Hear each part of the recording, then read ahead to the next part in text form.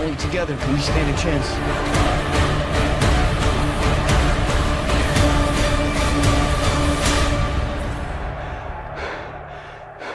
It's time.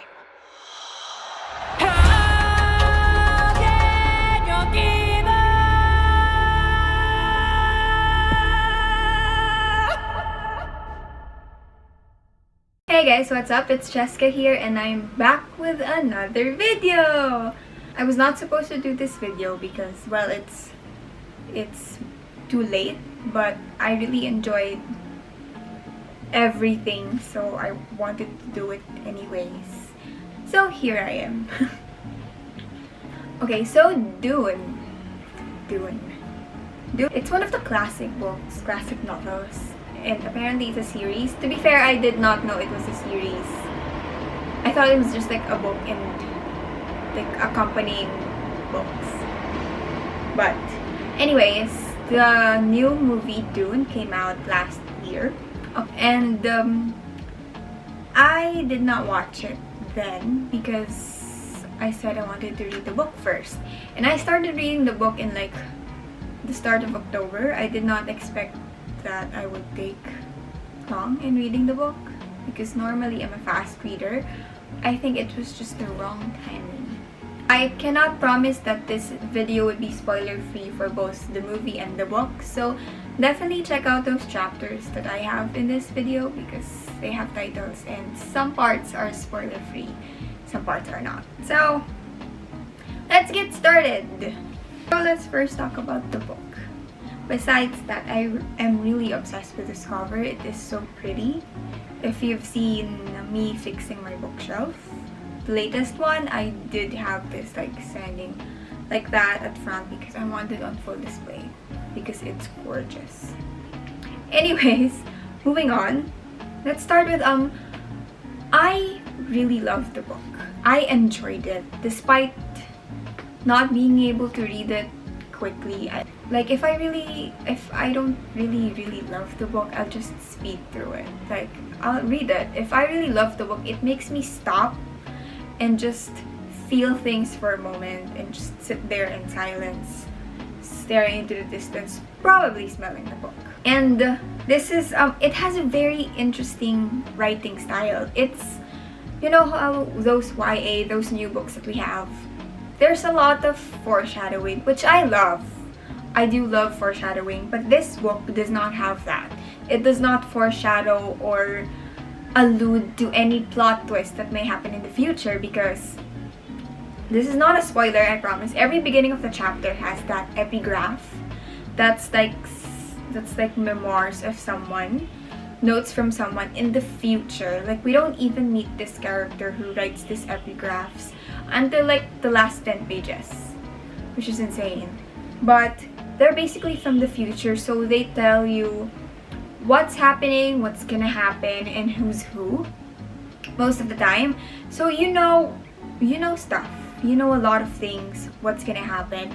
It's just a matter of when and how, and it really builds up that intensity that I know this is gonna happen, but where is it? Where exactly is it gonna happen? We're seeing this character that was told about this, and we look like we're nowhere close to that thing. So it does keep you wanting to read more and more through that. I love world building, and it's mostly the reason why I read fantasies, because I do love to see how writers describe the intricacy and the complexity of the world that they created, and Dune is one of them. It's from the future, it's sci-fi, so there's a lot of things that we cannot comprehend, and it's a very interesting world, and I think that's why it's perfect for transforming into the screen, especially the big screen, is because it's this just visually appealing, and it really tickles your brain that way when you have to think and to imagine, well, this world that's being described to you. My only problem is that, well, it is written in the 60s, and there are some parts that's just info dump about the world, but it's not that major and it's not that heavy. Like they're not major, like pages after pages of info dump. There's just a couple of paragraphs here and there, so that's passable. But what I really love the most is that we have the appendix at the end, which not only has the glossary and some notable people and stuff, it also has some more details for the world building, which I love. It's mostly of the past to just make you understand more of the world that is being set in this book, and I appreciated that. I love that. It was enjoyable to read, even if they don't obviously it's from the past, so they don't have the characters that I love, but it's interesting to read and see how such things happen in the world. Even things that were like a passing mention in the novel itself, they were entirely described in the appendix, and it's just amazing to see that it's a world by itself. Even if it's fantasy, even if it's fiction, it's like in its entire universe. I don't know, it's just amazing. So what is very noteworthy, however, with this book is that it's not for light reading. So if you're a casual reader, if you're definitely doing something else that is heavy and you just want to pass time or relax by reading, this book is not it, because, well, it's heavy in a sense that it's the future and sci-fi, so there's a lot of world building that you have to know, but there's also plot-wise and writing-wise, it's not something that you can easily breeze through and make you relax. This is not it. Which I think is the main reason why it took me 3 months I think to finish this book, is because I was also doing something else. There was finals period, thesis problems, and this was the book that I was reading. I really had to set it aside because I couldn't, even if like in my free time, I couldn't bring myself to read it because it's really gonna suck you in, and I can't say it's draining your energy, but it really needs your focus and most of your brain cells for you to understand what's happening in the book. So definitely not for light reading, but if you do have that time or liberty, and if you want to get into like deep world building and sci-fi, fantasy, just intricate worlds and systems, this is definitely the book you have to read.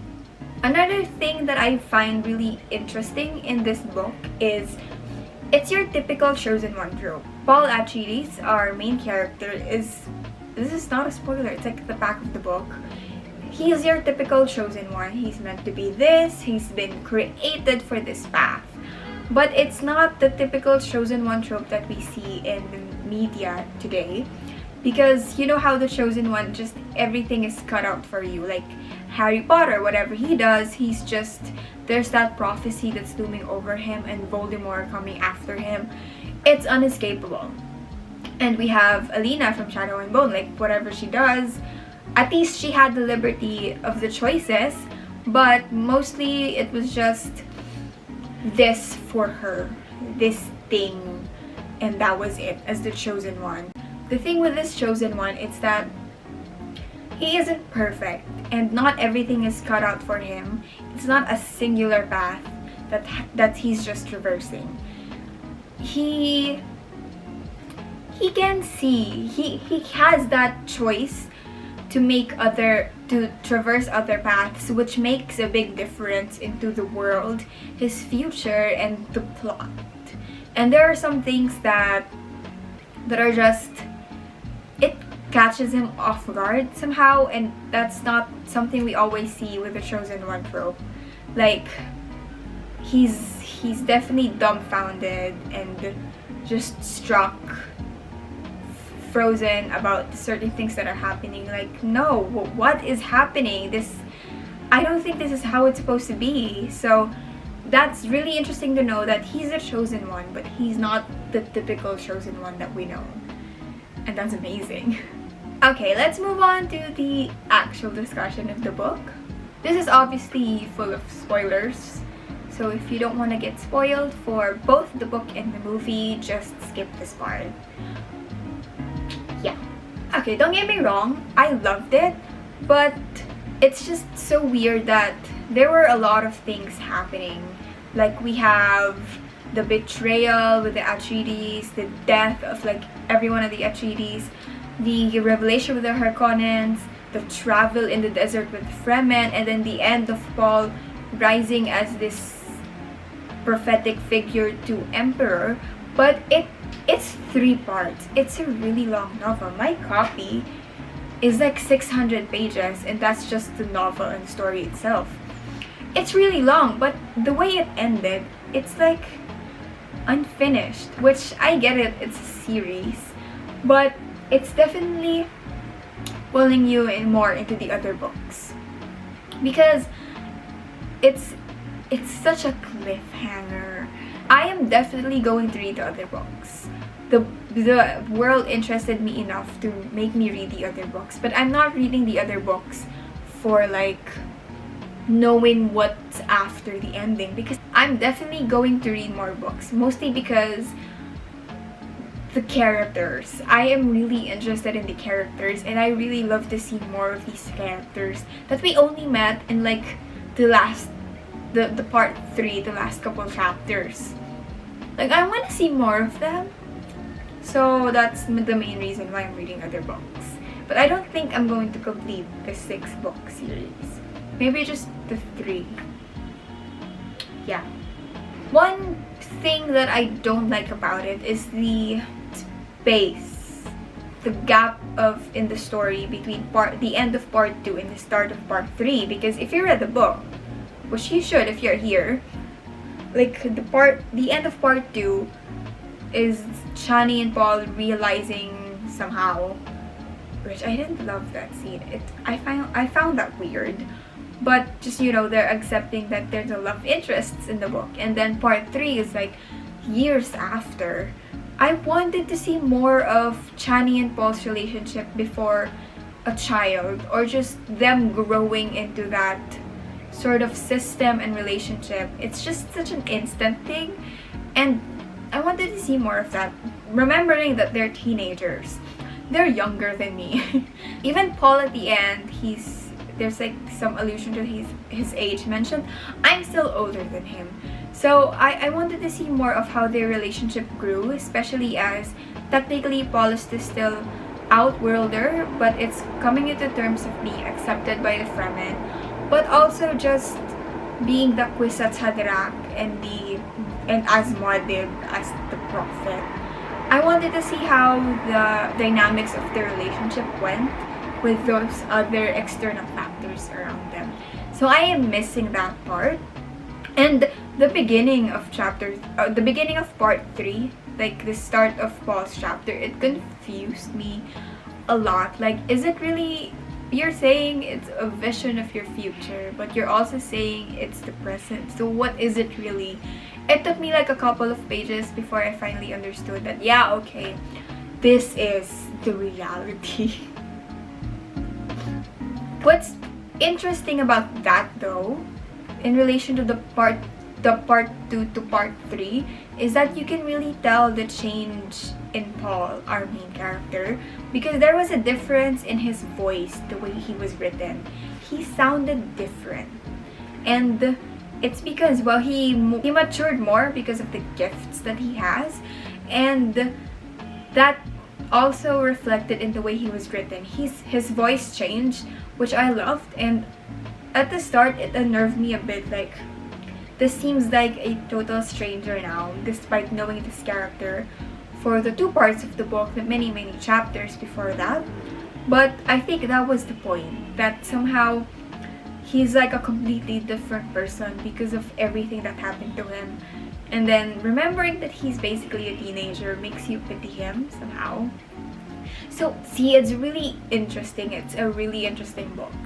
Really love it. Next is being mentat has its advantages, which to Fear Hawat says like a lot of times throughout the books.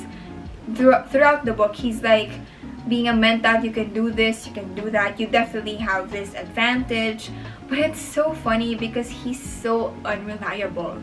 Like I said, you know the future, so you know that the the traitor is Dr. Yue, and you can see the signs there. And then Howard is just completely ignoring those. But he's supposed to be the mentat who can know all of this, which is it's just so funny. But I definitely was so annoyed with him when it's just his time and his part in the book.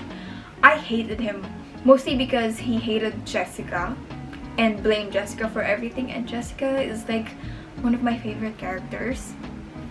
So definitely it was very personal. I was biased in that area.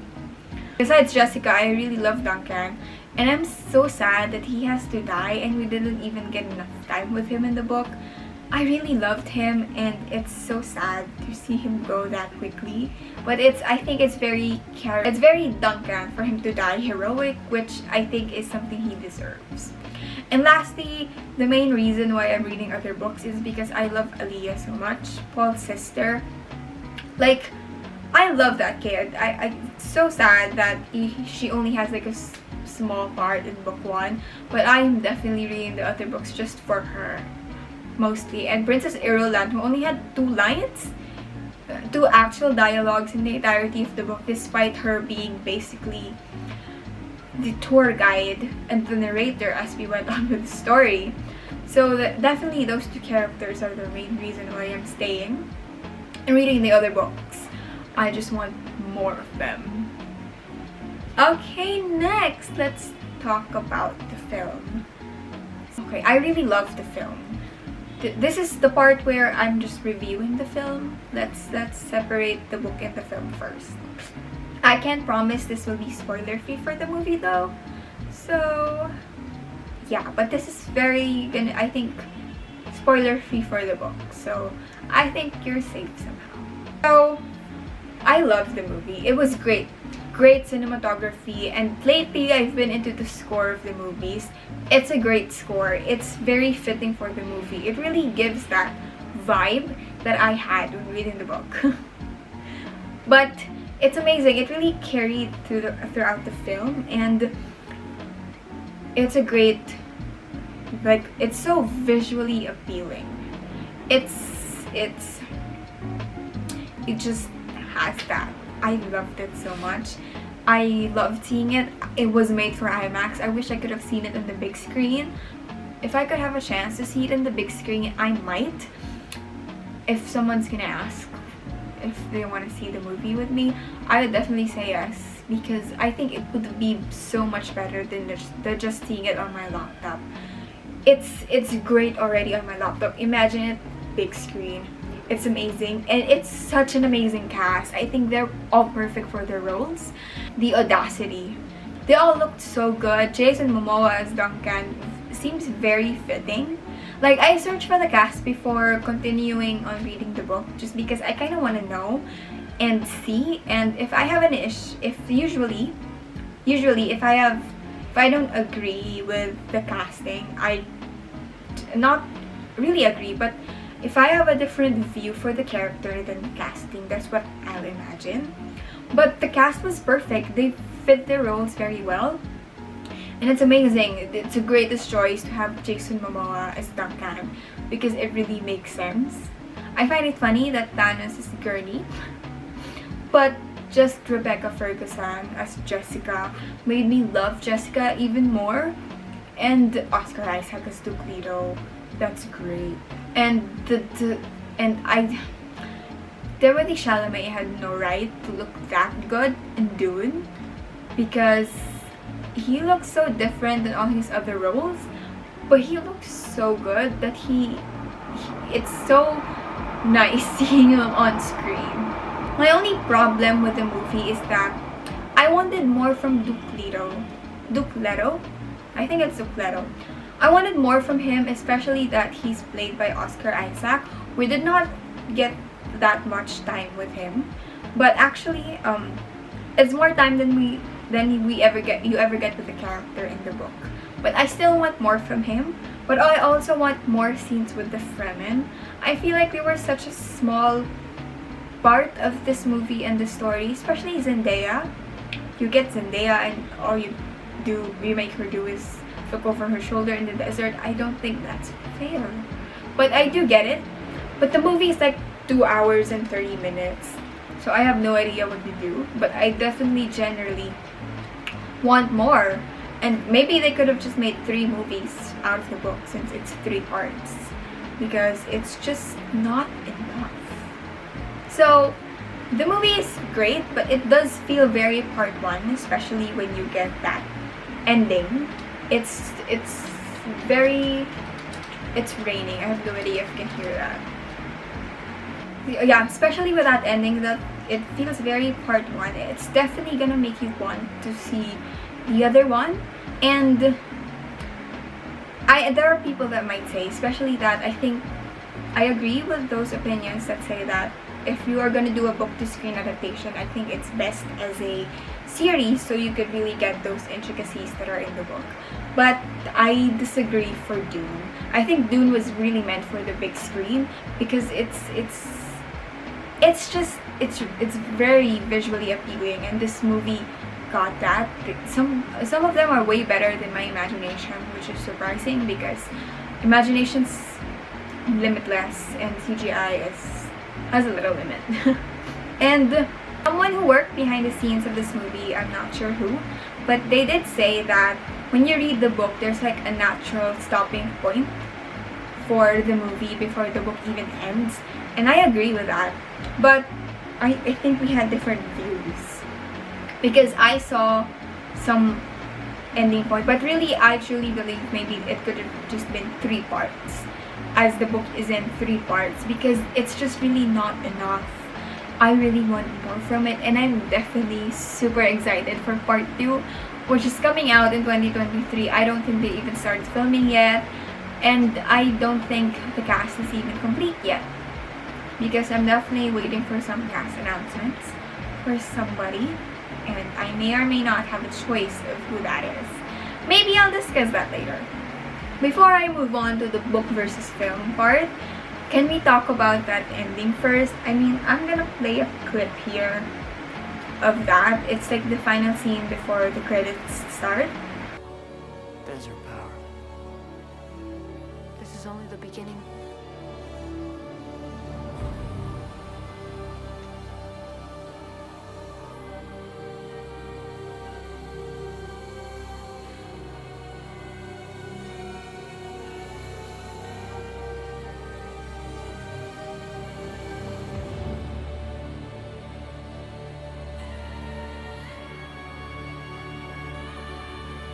Just look at that. Like, Zendaya speaks, Johnny speaks, and we get a close-up on Paul, and you know he's down bad. Like, oh my gosh, he likes her. And if I have to mention, if you do know the book, I mean, you're gonna understand more about that entire sequence, but oh my god, you so know that, oh, he has a crush on her, and that's so cute. And then we get a close-up on Paul's mom, Jessica. Like, oh my god, she knows her son's in love. And then just that drop of emotion, like, oh. And if you read the book, you know exactly why that is and what's gonna happen. And that's just really cute. I love that part. It's just, I replayed that so many times, and that is why I had to get this clip.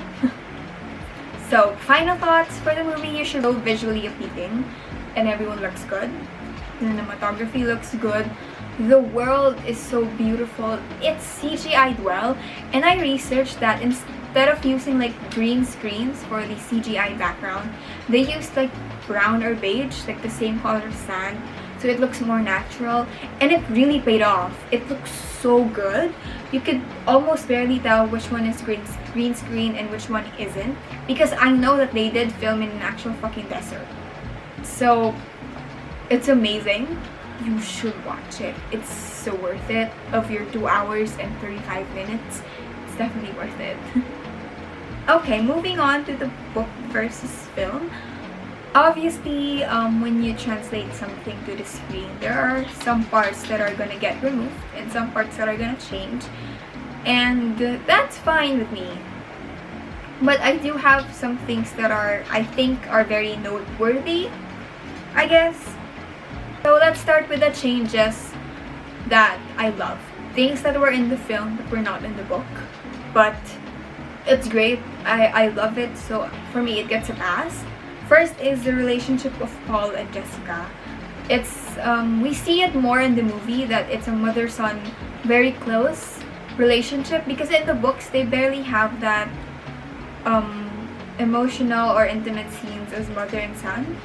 They really don't have a lot of time as mother and son together. Just the rest were just him as the Kwisatz Haderach and Muad'Dib, and her as the Bene Gesserit as a Reverend Mother.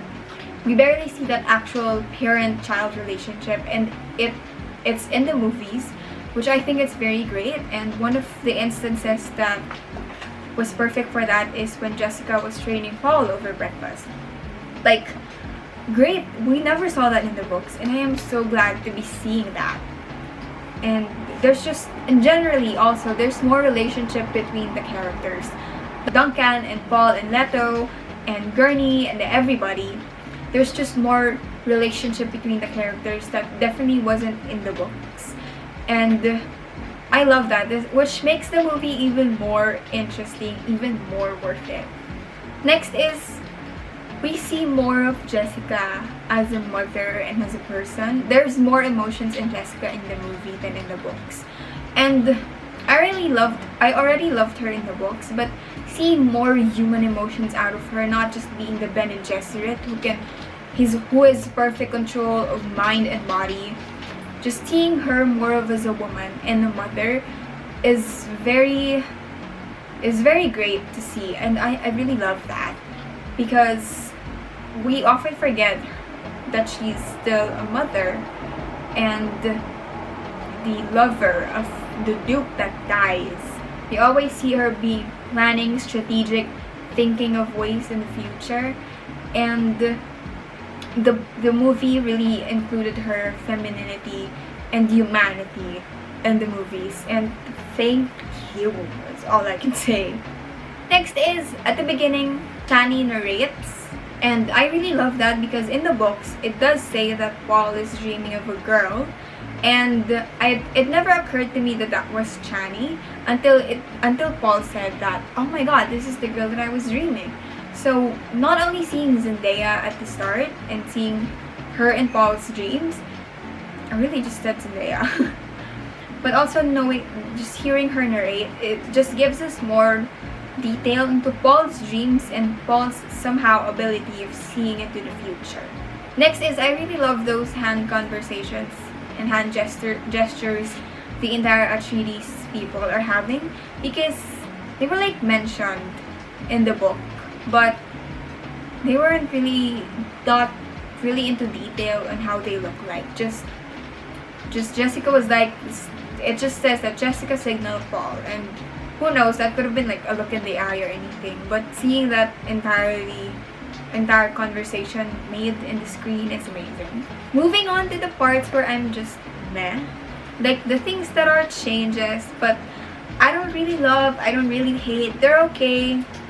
So yeah, the first is how the voice manifests. Like in the book, it just says that it's a different kind of pitch and it's just a strong tone to it, and the movie has that like other outside voices of people of just other voices that really make the command. So that's okay, I don't mind that. It really shook me though, like how the voice, just when the voice just comes in, it's like almost maybe also do the thing, like stand up, stop, like okay, wow, that really, you really feel it. So that was okay. Next thing that I'm meh about is Paul wearing the ducal signet or ring immediately after he finds it. I mean, I'm okay. There was like some more build up and meaning to it in the book, but I didn't even like that scene in the book, so it was fine in the movie. Next thing which I'm meh about, but I kinda have a problem about, is the Salusa Secundus, which is revealed to be the plan of the Sardaukar, which is the special forces of the Emperor, because in the books it was never it was only revealed until the very end that that's where the Sardaukar came from. Because Salusa Secundus is the prison planet of the Emperor, and it's a really big revelation for somebody to say that, oh, the prison planet of the Emperor, yeah, that's also where his special forces come from. Where, how do you think they're really good? They had to survive the prison planet. So, oh, that just suddenly it's things that click into your mind, like, oh, okay. But just being revealed that it's their planet really kind of lost that excitement that it had in the book. But it's okay, I don't mind it that much. Moving on to the part that kind of I don't like, but also just generally things that confuse me. Mostly, but you know, first is when the Baron was like, you have a great kitchen cousin, or something like that. He outright calls Duke his cousin, and that really confused me. Is he just saying that as teasingly, or is that like real that they're actual cousins? Which makes everything very different from the books, which I don't appreciate. We're gonna discuss more into that like difference there, but them being cousins makes everything more personal, which is okay, but also changes something from the books that I loved, which I'm gonna talk about later. Next is, I miss that weirding room in Arrakis, where it's just a sealed room full of plants with water, where Jessica stays and where Paul runs to after a hunter seeker attacks him. And it's just a really beautiful room, and in the book there's that final scene which just brings back the weirding room for Jessica and has some sort of meaning. So that not being in the movie is definitely gonna change something for the future, and that not having that room and that scene also misses entire Bene Gesserit connection bond thing, because in the book Jessica finds the weirding room and finds a note from another Bene Gesserit, Lady Fenring, and then they have this secret conversation which is like some sort of embossed code on a leaf, because that's how secrets go with the Bene Gesserit. So that seeing the connection of the other Bene Gesserit without them having to be there is great, but not being in the movie is kind of a little sad, I suppose. Next is, I also miss the entire welcome dinner for the Atreides family and other important people in their house in Arrakis, because there's a lot of major things that happen there. The issue with water with the Fremen and versus the one who rules them, and then the other people that are like killers, smugglers, and important people on Arrakis are also there. And we also see like the play of how the Atreides family and the people who are loyal to the Atreides family, how they work in a setting with outsiders. And I really miss that. I really wanted that to be in the movie. But I understand that's more characters and it's a little harder, I think, to navigate that scene. But I wish we could have seen it. Next is, there is absolutely no conversation between Hawat and Jessica. Just like one time, Hawat says "my lady," but in the books they have more. They have this sort of feud going on, because as a Mentat, he has these special abilities that make him needed by dukes and by rulers. But Bene Gesserit, who can do the same thing as a Mentat does, and sometimes even better, because they can see the future and they can feel the aura of other people. That just made Hawat kind of envying Jessica, but also always very suspicious of her. And in the book, we see that they have an actual conversation where they're actually somehow fighting each other in those abilities that they have. And in the end, Hawat accuses Jessica of being the future traitor. And that's one thing that makes him unreliable. And I really missed that downplay of power. It somehow made Hawat's role smaller. Not having that entire scene he had with Jessica. really missed that. And in connection to that is Cheska isn't set up as traitor, because in the books we know that Dr. Yua is the traitor. Some people know, but some people also think, oh, it's Jessica. And we have that entire scene with Gurney where like, oh, I have to kill Jessica, and that thing, and Howard just believing, oh, it's all Jessica's fault. There was more conflict with it in the future, being set up with Jessica as the traitor. But yeah. Next is another thing that I really wanted to be in the movie is Paul's speech at the end of part 1 of the book, where they're in the tent and they're just somehow trying to grieve the loss of Paul's father. And then Paul has this entire speech because of like the spice is affecting him and it's making his senses better. So he's gonna say that we have to go with the Fremen, I'm gonna be called Modib, and all that. Part of that speech was like, Mother, my father's dead, and if he gave me a message to tell you if we ever come to this situation. And he tells that his biggest regret was that he didn't marry you and all that.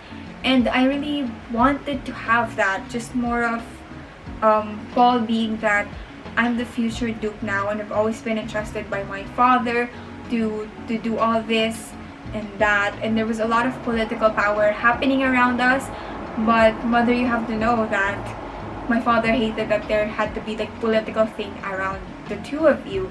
So I really wanted more of that, and that's where Jessica truly starts grieving. And slowly Paul also realizes that, okay, now I can grieve. It was a really beautiful scene, and I really wanted to see that in the movie. Because again, in that speech, we had this big revelation in connection to the Baron a while ago, is that Paul says, don't you realize that we're Harkonnens? You are the Baron's daughter, and you don't know that. So it's a really big revelation for all of them. But Jessica was like, oh my gosh, it makes sense, and all that. And it was a really earth-shattering, shaking, mind-blowing revelation to have that in the book. And that not having that in the movie and having the Baron and Duke cousins just changes a lot of things that I'm not entirely comfortable with. Next, which I didn't like, is Stilgar immediately calls Jessica the Sayadina. And there was more build-up and understanding of what that is and that entire reason why she is being called that in the book. And we missed that. Just immediately, yeah, she's a Sayadina. There was more of a conversation about that in the book and more conflict before the fight with Jamis. So it's very confusing, especially if you're just watching the movie without any knowledge of the book. You're just gonna like, what's a Sayadina? Why is she a Sayadina? Is that what they call Bene Gesserits? But it's not what it is. It's so much more. And it's sad that it's just passing by mention in the movie. And that's it. This is another very long video. I'm sorry, I really have no choice. It's gotta be this long so we can cover most things. But there are chapters for you guys, so you don't have to scroll through everything. But anyways, thank you guys so much for watching. I hope you do watch the movie. It's so worth it. And if you do want to read the book, I think you should. It's great. It's not for everybody, but it's very interesting to read, at least for me. So, yep. Thank you guys so much for watching, and I will see you next time. Bye!